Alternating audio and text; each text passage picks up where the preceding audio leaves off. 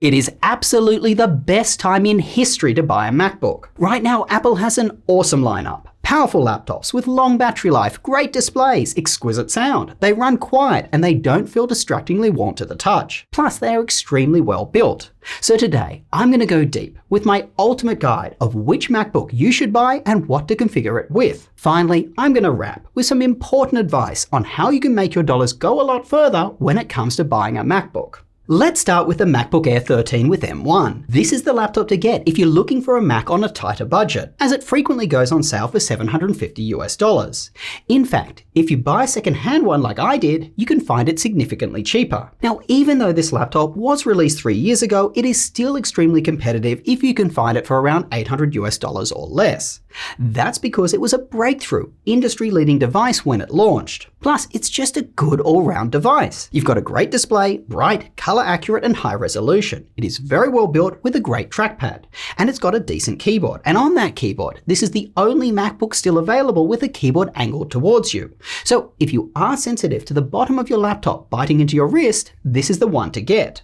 On other MacBooks, you may find this uncomfortable, but that being said, this is only an issue for me personally when I'm using the laptop on a plain tray table where I don't have support for my arms. Overall, the Air 13 M1 is a great laptop for those doing mostly light tasks like browsing the web, working on Office documents, and consuming content. And it is powerful enough to do some more intensive tasks on, like dabble in some video or photo editing, music production, coding, that sort of thing. But that will depend entirely on what you're doing on it and how complex your projects are. You see, all M-series processors in Apple's MacBook Air range have several performance impediments. They have no fan for cooling their processor. That means they do not perform well in long-running tasks. They have significantly less memory bandwidth when compared to the M2 Pro and Max chips available in Apple's more expensive laptops. And they lack extra performance cores and more powerful graphics that those processors have. Let me give you a real-world example of this. Our graphic artist uses an M1 Air with 8GB of RAM for designing all our thumbnails in Photoshop. It works really well for him, but if he wants to render one of our videos on it, it would be an absolute colossal mess. It would be monstrously slower than on my MacBook Pro 16 with the M2 Max chip. That's because video rendering is heavily dependent on memory bandwidth and it's a long-running task. So it really depends on what you're doing on the laptop. But in general, MacBook Airs are not ideal for high-performance tasks. Let's move on to the MacBook Air 13 with M2, which is a big step up from the Air M1. It's not just a slightly faster processor, it's a completely redesigned laptop. You've got a brighter, larger 13.6-inch display, which will mean you can comfortably see more content on screen. And even with its larger display, the M2 version actually weighs less than the older one. The laptop also looks more modern with smaller bezels, plus it's got a better webcam. This is the best laptop to get if your primary use case is doing casual tasks like browsing the web, working on Office documents, or consuming content and you need portability. Students, this is your dream laptop. And I've seen the base model go on sale for as low as $900. Now, the M2 processor in this laptop is snappier than the M1 version. And just like the Air with M1, it will allow you to do some high performance tasks. But do not think that it will put this laptop in the same league as an M2 Pro or M2 Max equipped MacBook Pro 14 or 16. It still suffers from all the same issues of the MacBook Air 13 with M1. The MacBook Air 15 with M2 is a great device if your top priority is being as productive as possible from applications that just don't require a lot of performance. If your primary work is with, say, spreadsheets, web applications, and Word documents, that sort of thing, the larger screen of this laptop will definitely make you more productive, but you'll sacrifice a little portability for this. That being said, the Air 15 is actually exceptionally small and light for a laptop with a 15-inch display. But before running off to buy this device, I do want you to think through whether the Air 15 is truly right for you. If you do something now or in the future that benefits from a more performance-oriented machine, you should probably buy the MacBook Pro 14 instead. The Air 15's performance is identical to the Air 13 with M2. A MacBook Pro 14 is substantially more powerful on many dimensions that I already mentioned. And the keyboard on the MacBook Pros, both the 14 and 16, are more comfortable than the keyboards on the Airs. The Air's keyboards feel noticeably lower travel than the Pro models. And the Pro 14 still gives you portability and it comes close to closing the gap in screen size between the Air 13 and 15. Also, if you are looking for portability and considering the Air 15, you may want to think about getting an Air 13 with an external monitor instead. That setup is even more portable and you'll get an even larger display. Overall, the Air 15, it's more of a device for a very specific type of user, someone who primarily works off their laptop screen and doesn't need a lot of performance, lawyers, accountants, or consultants, or even my mother. The MacBook Pro 14 is my favorite Mac laptop of all time. It is the perfect balance of performance and portability. If you're a software developer, a designer, or you're in another creative field like film or music production and you need a laptop you can frequently carry with you, you will love this one. The 14.2-inch screen is large enough to get real work done, and it is stunning, a mini LED fast refresh rate panel. And you'll love the convenience of the additional fast ports that this laptop has.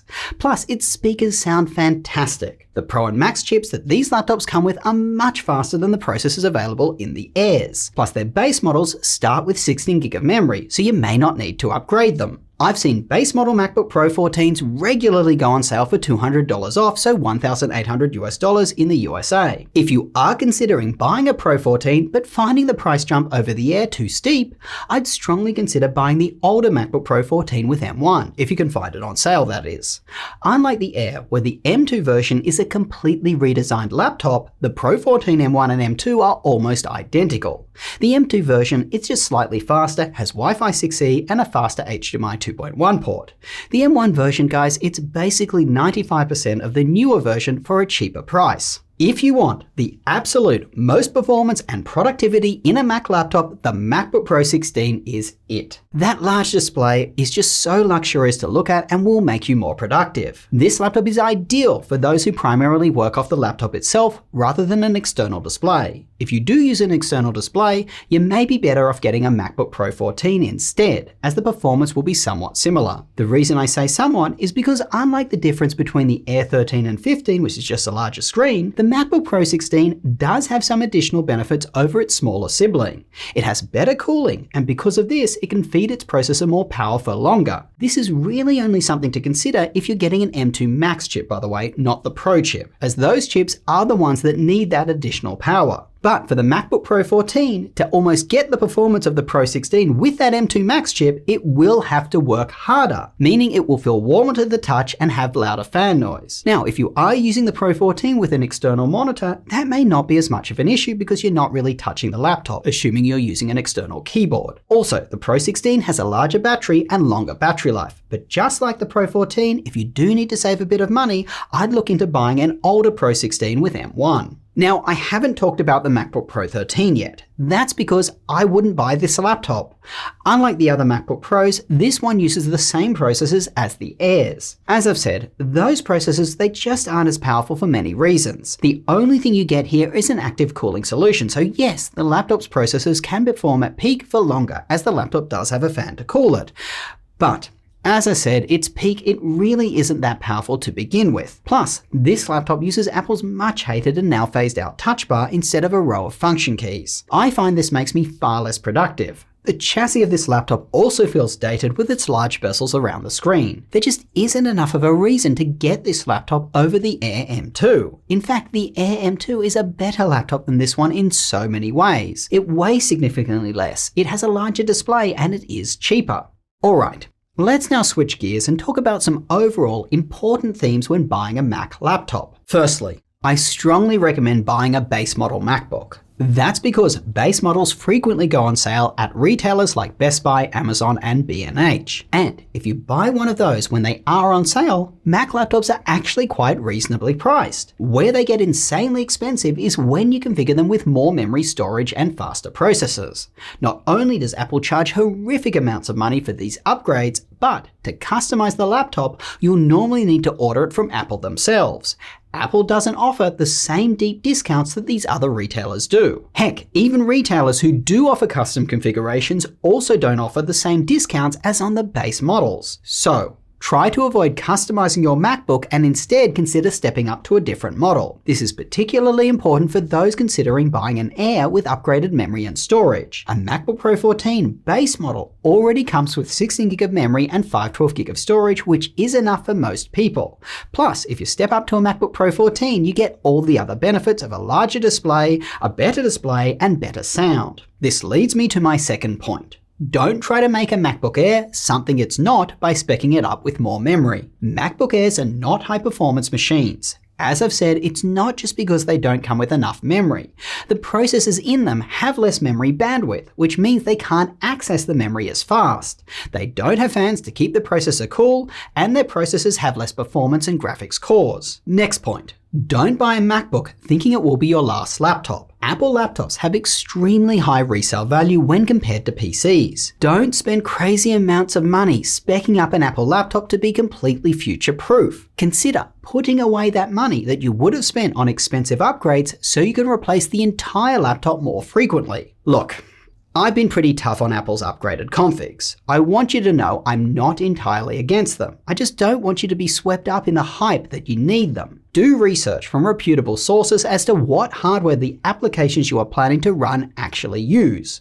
For example, if you're a software developer and only develop simple applications or applications that run on a remote cloud server, yeah, I can see a case for getting a MacBook Air upgraded with 16GB of memory. You're gonna have a lot more applications open than a regular user, and in this specific use case, you don't need that much performance on the laptop itself.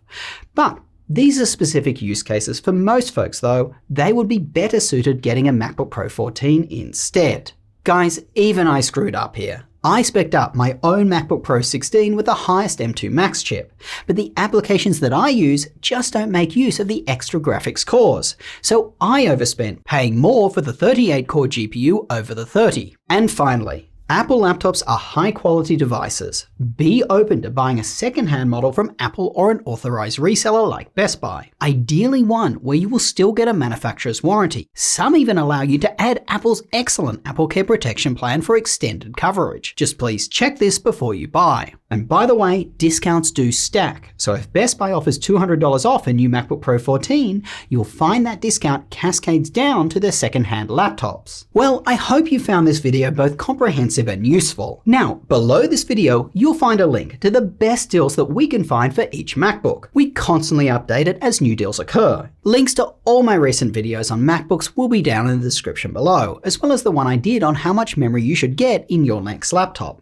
Both of those, or all of those videos should I say, have a lot more info and go deeper in their testing than what I had time to cover today, so definitely check them out. Well, that's all for today, folks. What did you think of my advice? Is there something I missed? Let me know with a comment down below. I read all your comments. And take a moment to click the like button and get subscribed. It helps this channel grow, and a larger channel means we can create more videos for you.